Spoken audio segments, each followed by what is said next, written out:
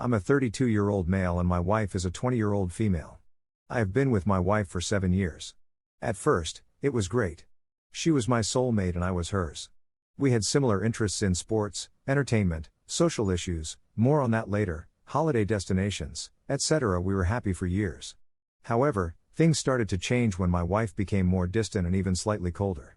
Now let me give you some insight. We've been together for 7 years, for 5 of which it was, as I said, happy. I felt I was her world and she was mine. We went out with friends and I would see her always smiling at me when we talked. To her friends, she would take care of me when I was sick, as I did with her. She would back me up whenever needed. She was my rock, my best friend, my one and only. We would do many things together like hiking, camping, wildlife resorts, same interests, go to watch the football. We had a passion for each other. I never wanted her to change. When I first met her, she was a beautiful brunette with curly hair, a stunning smile and so nice. She always implied the same with me, she made me feel special. Not once did I feel inadequate or insecure about myself. More on that later. As I said, for over 5 years, it was great, but things started to change when her new supervisor, Marge's 30, started her work. At first, she would come home and talk about Marge's. She would say that he's funny and makes people feel good. Of course, I was slightly taken aback at first, because she would usually come home and ask about my day and hers, but she immediately talked about Marge straight away. However, at the time, I brushed it off as someone who was new at her work. She sees the same faces for years, so when Marge showed up, it was refreshing. Weeks passed and my wife seemed to be more distant and secretive. She would go out to work nights, which didn't bother me as she went on plenty before. However, we were meant to go out to a mutual friend's house for drinks. He's in a bad way and he has been diagnosed with a severe disease. My wife, as I said, is usually a rock, really empathetic and supportive, so when we found out about our friend, Daniel 32, we didn't hesitate to go over and show our support. The night came to an end and my wife was running late from work night out. I called her a few times and got no answer. I texted her, no answer. After waiting, I decided to go to Daniel's myself. Daniel and I talked about how he's adapting and coping. During that time, I felt for Daniel, such a nice guy to have this so cruel. Afterwards, I got home and I'm seething. My wife is still not home, no missed calls or texts. Seriously, I couldn't believe it. I was getting worried if she's been in an accident, so I called her work colleague, Jane 28. I got on with Jane and asked her if Kelly, my wife, is out with her. Jane said that she is, but Jane went home and it was just we have known Daniel for years and she would skip meeting our friend over a guy she just met. I kept telling myself there was an explanation for this. I waited until she got home. Eventually, she arrived home and saw me in the living room looking at her. What's wrong? Everything okay? I looked her in bemusement and said, Daniel? She looked mortified. I'm sorry, I forgot. I was out with work friends and lost track of time. She looked sincere. Her and Daniel are good friends, so maybe she did forget. I did ask her a question, who was out with you? She replied, as usual, Jane, Sophie 30, etc. I replied, not Marge's? Oh, yes, he was there, she pressed on, remembering what Jane said. Did everyone stay out until the end? She replied, yes, it was a good night. The next day I'm angry. I don't say anything to my wife, but she has never lied to me before. She has never let anyone down before. I couldn't grasp that she would bail on our sick friend for a guy she just met. The next few days, my wife was becoming more distant. She would come home later and not be affectionate towards me. I still put this down to workload, maybe, but when she got home, she would be on her phone constantly. I asked her, who is it that you're always texting? Just a friend from work, she said. I asked her, is it Marge's? No, she said, but what's the problem if it is? I never saw my wife get defensive like this, but I was going to be honest. I replied, because you never shut up about him. He's been working with you for under a month and you seem to idolize him. Your face sparkles when you talk about him so much. So, you forgot about Daniel? I could tell I hit the spot. She replied, no, I do not idolize Marge's. He's nice, but just a friend, and I apologized to Daniel already. This wasn't enough. I waited until she was asleep and checked her phone. I was surprised, it was full of sex messages between them. I took photos of the conversation for later. A week has passed and I'm still experiencing late nights and a lack of affection. I spoke to a friend about my concerns, and he said that maybe I'm being paranoid. He suggested that I try something new, like making my wife a surprise dinner. I liked that idea, So I texted my wife to ask if she was free after work, and she replied that she was. It seemed like a nice text conversation, so I made her dinner and got a nice bottle of wine and some flowers. However, when she got home, she looked sad and told me that a friend from work was organizing a surprise birthday party for a colleague that night, and that was the only night they could do it. I shook my head in frustration and anger as she literally left right after. This was it. After months of suspicion, I needed proof. I know that you might be thinking to yourselves, friend, can you not see the signs? I could, but I was hoping that I was wrong. I was hoping that it was just a bad dream. The truth is, I was scared to find out, but I had to. I needed proof. So, I put a tracker in her car and pretended to be at work late so she didn't see me when she got home. She did arrive home, and I watched from a distance as she set off again in her car. I followed her as she went further out of town and eventually pulled into a secluded car park in the corner. She was waiting until someone pulled up next to her. It was him, Margus. She got out and got into his car, and it was obvious what they were doing. I recorded her getting into his car for evidence against her. For the next few days, she acted like everything was fine. I mean, I know that she doesn't realize that I know, but she was acting like normal. She was even smiling at me and holding my hand at breakfast. She left to go to work, and I had a day off, so I decided to snoop on her laptop to see if there was anything suspicious. There was nothing, but when I was looking through her drawers, not my proudest moment, I saw an iPad under her bottom drawer. It wasn't mine, so I assumed that my wife had bought it. Luckily for me, it didn't need a password. I don't know if she forgot to lock it, but I got lucky and got in. Now, this is where the damage really hurts. I looked at the iPad and checked to see any text conversations, but there was nothing. However, what I was about to see, I will never, ever forget. There was a folder of pictures of my wife naked, making sexual positions for him. There were so many, but there was more. There were videos. I know I shouldn't have looked at them, but I did. The videos were graphic. Margus was sleeping with my wife, and my wife was enjoying it. But that's not all. My wife was also seen sleeping with another woman and another man, with Margus there, but the other man was someone who really made me sick. He was a bigot with vile tattoos of certain groups who are vile. Like I said, he was a vile human being. It seemed that Margus agreed with his views, which was fitting. I couldn't believe it. My wife was with a man who held bigoted views. This was a woman who detested any form of bigotry, as did I. So, why would she do this? What did she see in him? It was seeing her being fully complicit that really got to me. During our marriage, we always talked about fantasies but never acted on them. As a man, it was threesomes, etc., but my wife said she would never do it, never sleep with another woman or do anything that makes her feel uncomfortable. I accepted that without a second thought. It didn't bother me that she didn't want to do it. I loved her, so to see her doing things that she never did with me hurt really bad. I watched all the videos.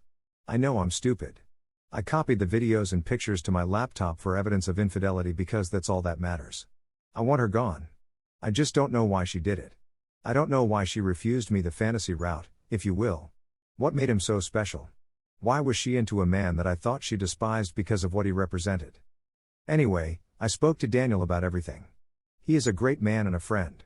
He couldn't believe I was talking about my wife. He was disgusted with her but noticed her change as well. I told him that I want to divorce her. He understood. He said I have enough to back me. He told me that confronting her and him is pointless because she has already made up her mind. He said that I need a fresh start and to find someone who is themselves and not a mirage of a woman I married, like myself. Daniel hates vile racists and shook his head that my wife did this. Daniel has known my wife a lot longer than me. After speaking to Daniel, it made me feel like I was in control. For months, I felt that she was in control. I was afraid to find out the truth. I didn't confront her more sternly when I was suspicious because I was afraid of the outcome. At the time, I didn't know if I wanted to leave her or make it work, but after the videos, pictures, and texts, I damn well knew what I must do. I went to the lawyers to file for a divorce. I had enough. My wife was still acting normal, still on the phone constantly, still going out late. I assume with him. I didn't care. I had to wait 3 weeks for the papers to come through. I got them. I decided to move out. Luckily, we rented, and our lease was running out in 3 months. I was prepared to pay until then. Anyway, I wanted to move out, so the day came. She went to work. I made up that I had to go in later to cover for being short-staffed. She shrugged and said okay. No goodbye hug or kiss. Still, that hasn't happened for months, so I was used to it. She left. I packed up my essentials and put the divorce papers on the kitchen table along with my wedding ring. That was it. I stayed with my friend from university, Adam, who lived in another city. I was grateful, but more grateful that it was far from her, the city, our same social circle. I wanted nothing to do with any of it. I told my parents about what happened, and they were shocked but fully understood. I obviously didn't tell them every little detail, there was no need. All I can think of at the moment is that I'm free. My wife would, I assume, agree, as it was clear that Margie's is the one she wants. I hope that we get a quick divorce. I really do. Later that night, my phone was blowing up with calls and texts. It was my wife. I was surprised because I honestly thought that this was what she wanted as well, but it seemed that I couldn't be more wrong. I didn't speak to my wife. I had no interest in it. I read her messages, and all of them consisted of "I'm sorry. I love you, please, can we talk," etc. This lasted for hours. I blocked her number and deleted all my social media accounts. I spoke to my lawyer about my wife signing the divorce, but she hasn't signed. She did contact me through email. I wanted to have some way of communication because I still want the divorce. She sent me an email again saying sorry a number of times and that we needed to talk. I replied, "No, all I want is the divorce." She replied that she doesn't want one. I am the man she only loves, and marriages meant nothing. It's funny because I never mentioned to her why I left, but she obviously knows why. Her guilty conscience and seeing her plead for forgiveness was actually satisfying. I spoke to Adam, and he said I could stay as long as I wanted. I am thankful for him, but he did say that I would have to meet her eventually. He said that I left without having answers, and no matter how hard you try, eventually you will need to hear them. Inside, I was disagreeing with Adam. Why should I talk to her? Why did she give little regard to my feelings for months? She didn't care about me, she cares about her sick friend, Daniel, but she didn't care. So why would I talk to her? I know that deep down, I'm being stubborn but also angry that my wife is trying to reconcile. I honestly thought she would have signed and moved on with him. This has me mixed up, and even more mixed up now is that my wife wants to meet. I have a therapist who is excellent. I talked about the affair, the pictures, the videos, all of it. I mentioned that my wife wants to meet up before she signs. My therapist was blunt. She said that when I left without telling her why, deep down, I wanted her to plead and her to worry. You kept telling yourself she wouldn't care, but deep down, you want her to care. You want her to feel pain like she did to you. However, meeting her would take some of your control. She was right. She added, if you decide to meet in person, you must ask the difficult questions, even if you don't like the answer. Because you do have questions, and you are not moving on at all. You are running away because you are scared, and the last 7 years were a lie. Like I said, blunt. That was 2 days ago. My wife really wants to meet and is inclined that she won't sign without meeting first. I speak to my parents and close friends about it. My dad said that you could force the issue of her signing, but that could take months. But if she's willing, with no guarantee to sign after you talk, then it's worth it. Adam agreed. I decided to meet my wife, although to say I'm nervous is an understatement. How should I approach this? What should I ask her? Should I be open or guarded? Any help and advice would be appreciated. Thriller Gorilla says, well, I'm a big fan of face-to-face conversations. With that in mind, tell her flat out that the condition of meeting her is signing the papers. If she says no, then don't meet and ghost her and take the long road to divorce without having to see her ever again. If she says yes, then meet her but allow her the floor to speak. Keep your questions and statements to a minimum, and control your emotions to the point where you display zero emotion, good or bad. If you become emotional, excuse yourself and go collect yourself and get back on mission. Your main mission is to get the papers signed. Remember, you have all the answers you need already. The meeting is for her, not you. She wants forgiveness, abdication, and to walk away with less shame and guilt. She's looking to get out of being held accountable. Yes, that knowledge to trade for her signature. Now, there's still a chance she won't sign. If she seems reluctant to sign, offer to work on the relationship after the divorce. Make her believe she's still got a chance with you. Yes, it's a lie, but F her, you want that signature. So, lie to get it if need be. After you have her signature, make sure you expose the affair at her workplace. Call HR directly. Listen, bro, she's no longer an ally, wife, friend, or soulmate. She's an adversary in a legal matter, nothing more, nothing less. Update, I'm sorry that my update has taken longer than I liked. As I was going to post the next day, unfortunately, circumstances got in the way. But before I do, I want to thank everyone who posted their feedback. I read every single one, and I took everyone's advice on board. I was overwhelmed, to be honest. I really appreciate it. I also would like to point out some things regarding my previous post. The story has been set from just over a year ago. The last post is a catch-up to present time. Sorry, I should have claimed so. Now, this update leads up to the present day, as the story is now complete. But I'll section each story with an update heading. Update, I don't know where to start. A lot has happened since I posted first. I moved back to where I lived. Living with Adam was great, but I needed to go back eventually. My soon-to-be ex is still in our house, so I rented a flat just outside of town. I told my wife that I'm coming back, and she was happy. However, I told her under no certain terms that I would be living with her. She understood, although she tried the generic "we can sleep in separate rooms" line. No, I do not want that. I also stated that I will not tell her where I live, obviously. Even though she tried to find out, she still wants to meet me, as do I. We arranged a time and place.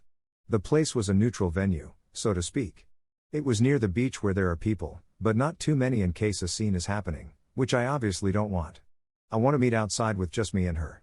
I know some of you in the comments said to take a friend, but I felt that it wasn't needed. But still, I appreciate the advice. I do, however, agree that I will definitely be recording the conversation, which I did before the meet. I emailed my soon-to-be ex and laid down some ground rules, and if she didn't abide by them, there would be no chance of reconciliation. The rules were simple. 1. Answer every question that I have honestly. 2. No deflection answers like "it just happened" or "I'm not sure," etc. I want detailed answers. 2. If she storms off without answering every question, it's over, no reconciliation. 3. Answer even if you think the answer will hurt me. 4. Don't be late. If you are, no reconciliation. So we made the place in time. Now it's 16:21. About waiting, I leave to go home to my flat. The next day, I caught up with other friends.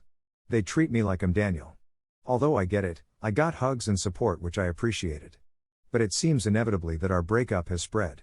Although I question how they know, I only told a handful of people. But my wife inevitably told her family and friends, and of course, the domino effect would happen.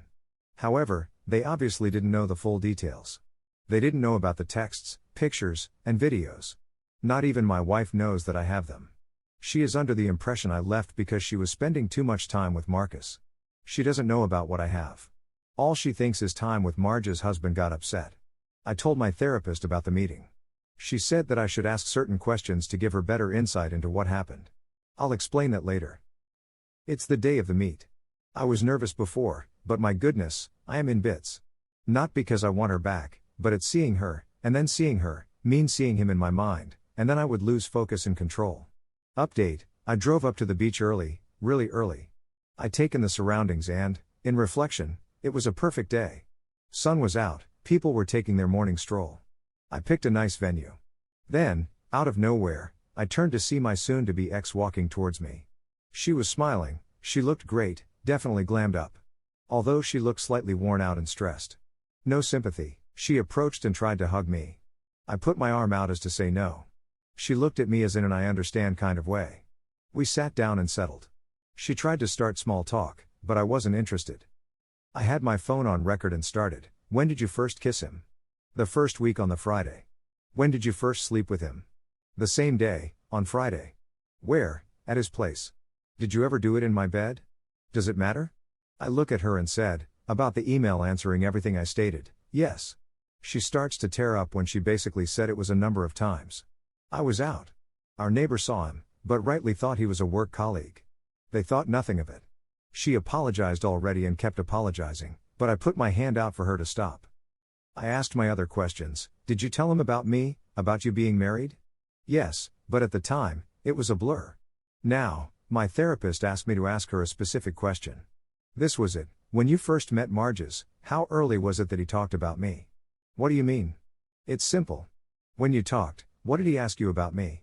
Did he want to know how long we were married, were we happy, etc. After a pause, yes, he did ask about our marriage and if we were happy.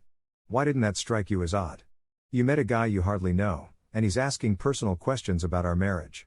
No, I think he was just being generally curious. I didn't think of it as being weird. More of this question's relevance later. After asking a number of small hitting questions, I decided to go for the big ones. I decided to ask her about the videos and pictures. However, I did it in a nonchalant way, referencing a racist attack near us at a local store. Of course, if you read my first story, you will know about the views of Margis and his friend. So I went soft and turned it like this: did you hear about the incident last Thursday? What incident? The bigots who attacked the shopkeeper and trashed his store, not before spraying hateful graffiti everywhere. That's awful. Yep, it is. I can't stand racists, can you? She looked at me with a confused expression. I didn't say anything, then it seemed to grasp exactly what I meant. She knew that I know about the pictures and videos. She started to cry again. This lasted for about 5 minutes. I pressed, why would you even go near men like that? She's red-faced from crying, trying to compose herself. It's not what it looks like or what you think. What do you think? What am I supposed to think? What was it about this man that would make you disrespect your grandfathers in World War II or bail out on your friends and treat me like I'm a piece of crap? At this point, she was shaking. She looked at me watery-eyed but answered, he was the new boss in her department. He was open and funny, he made people feel good about themselves. A lot of women liked him. Even after starting, he had it. But when he started to take an interest in me, I felt like he chose me. What the hell does that mean? You want honesty, and I need to be honest. When we started talking, he made it clear that he was only interested in me. I interrupted and said, after a couple of days? Yes, that's what I'm saying. He had a way immediately to make someone be happy, and even more, I felt great when I saw him looking at me from across the office room. I felt great when he spoke to me, saying, you were the only interesting person here. Like I said, I felt he chose me. What? I know it's pathetic, I'm pathetic and weak, but you have to understand what it was like when he first started at the office.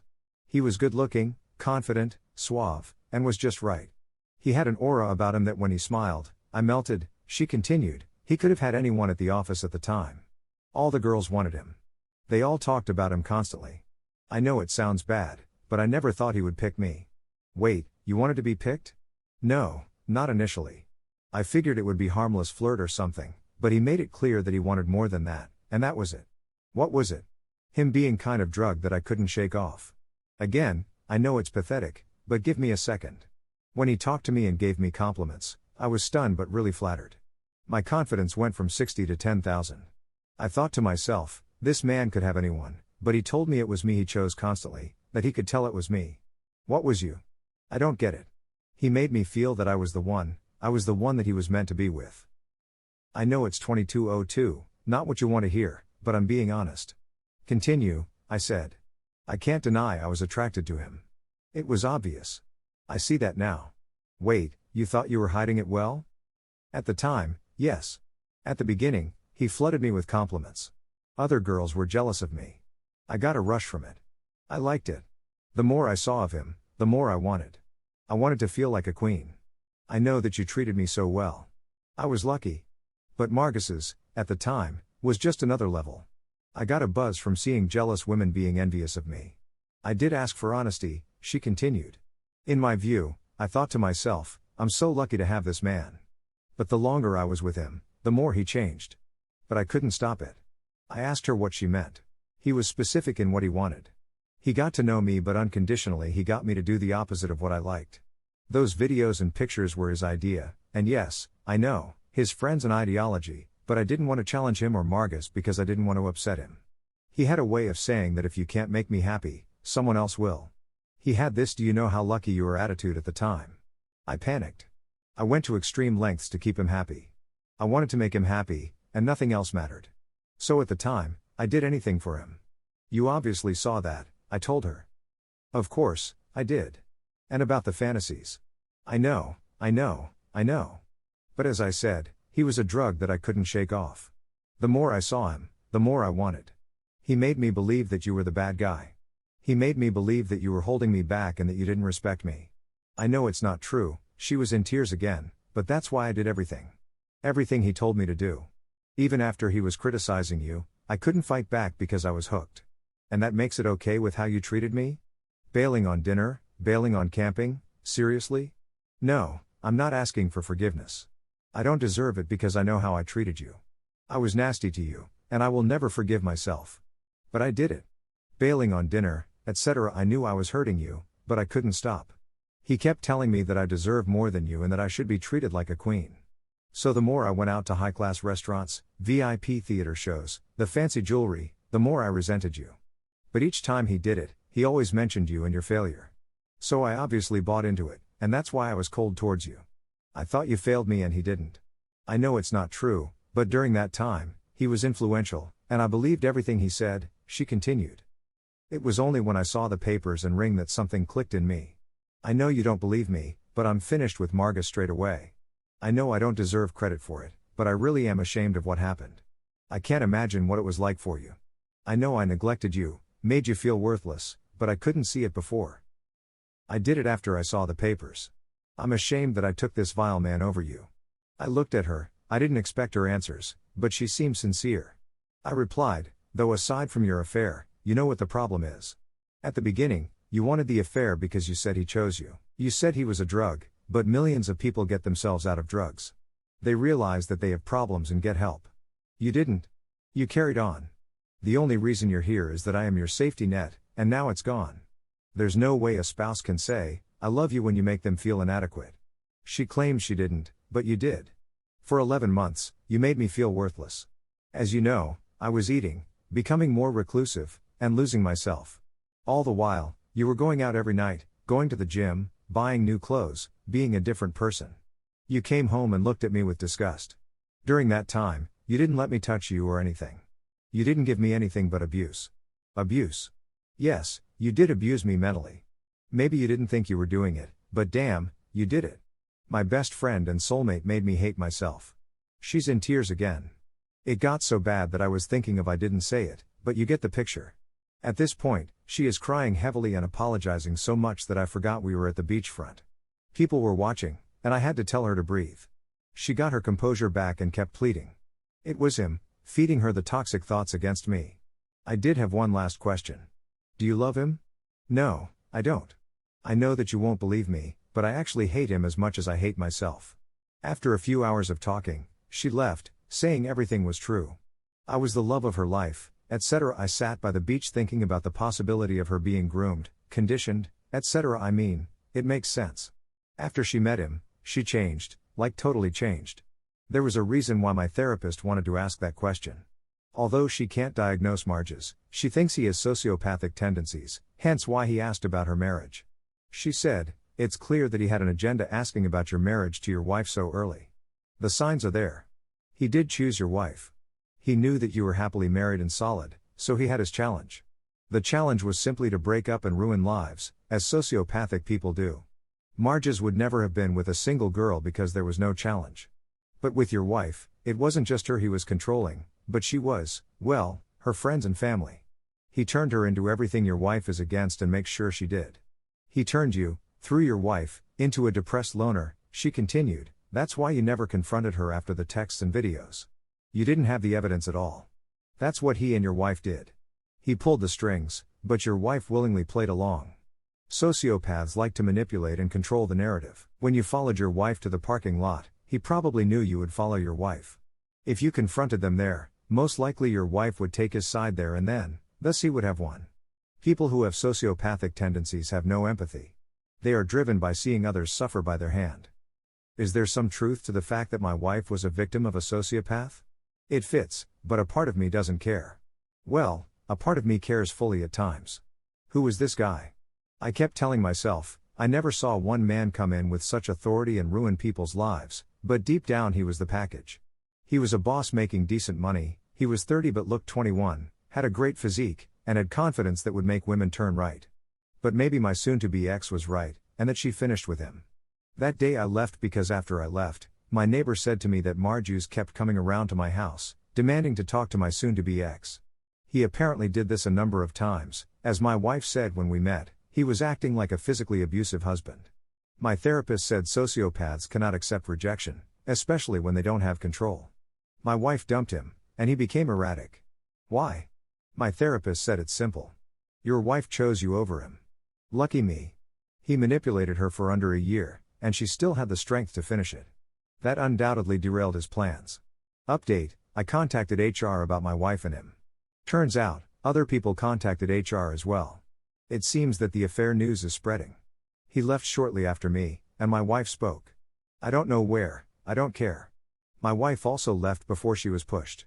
Apparently, people are not too happy with her and her behavior, especially her parents. She is staying with her parents and relocating. She is getting help with a psychologist, though, which she definitely needs. I still speak to her family and our friends. They try to say that I should meet my soon-to-be ex again, but that's not happening. She needs to concentrate on herself, getting better, and her family. My therapist said that it will take time to heal. Just be patient. M did a huge number on her. The divorce will be finalized in a few weeks. I know some people said she won't sign after the meeting, but I had to go. I had to know why she did it. I had to know. Do I feel better? In a way, yes. My wife was as honest as she could be. I think the pattern of the affair makes sense. My soon-to-be ex asked if there is a chance of reconciliation eventually. I have to admit I thought about it. Even if she is a victim of a master manipulator, how can I trust her? If I took her back, all I would be thinking about is him and how I cannot measure up compared to him. I would feel second best. No matter what she assures me, it's not the case. That I have always been her soulmate. Even after she said it, my life with her wouldn't be the same. I suppose the moral of the story is that cheating is obviously wrong. It affects and damages the partners more. So, cheaters are truly selfish. They only own up if they're caught or leave divorce papers on the kitchen desk. I certainly won't marry again. The damage of the affair has hurt me deeply.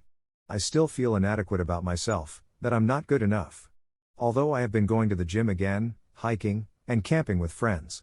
I've been trying to stay active, trying to move on. But I have to do this. Hate my soon-to-be ex. Easily falling for him, and him choosing my wife. Why did it have to be her? I kept telling myself, but these questions I ask myself are pointless because it's done now. The damage has been done, and it still hurts. I still have my job, and moving to the outskirts of the town is good. I'm not one of those people who move thousands of miles away, although I get it. But my work and social circle have been good to me, and I don't want to lose it. If it relocated completely, then I feel they won, and I refuse to be a victim. This will probably be my last post. I want to thank everyone who posted on the last blog. All your comments I took on board and fully appreciate it. Time for some closing comments. Salvador M1 starts us off. You sir, you are the ultimate alpha. The way you handled the situation was just flawless. Also, what an amazing therapist you have. Keep her and keep on healing. I'm sure you will. Kranak closes us out. While I believe that her manipulation and conditioning played a role in what she did, it still doesn't change that she made a decision to cheat on you all the way on the first Friday with him. At that time, she wasn't manipulated or conditioned. Those things take time, even more, as she has been a loving and caring wife before. No, she wanted this to happen and made a decision not to break up with you but to cheat on you early on. She made the decision that this guy is more important to her than you are, which finally set her up to get conditioned by him. That he was even able to condition her was only based on her own decision because she wanted him. The humiliation and abuse you experienced afterward from her might have come from her being manipulated, but the first decision to cheat on you only happened because she made a conscious decision to do so. I applaud you for being able to meet with her and to even listen to all she said. I don't think that many could have done that. Stick to your decision, divorce from her, and after that, never see her again. If there was ever a case where the damage done was just too much to be repaired, then it is here. Take your time, focus on your healing, and be proud of yourself for getting yourself out of that abuse. That is what I want you to take away from this all for yourself. In a time of great hurt when the person you cherish the most betrayed you on such a deep level, you stood up for yourself and did what you had to do to get out of there, and in your case, you even did it with your dignity intact. You are worth so much more than to be treated this way.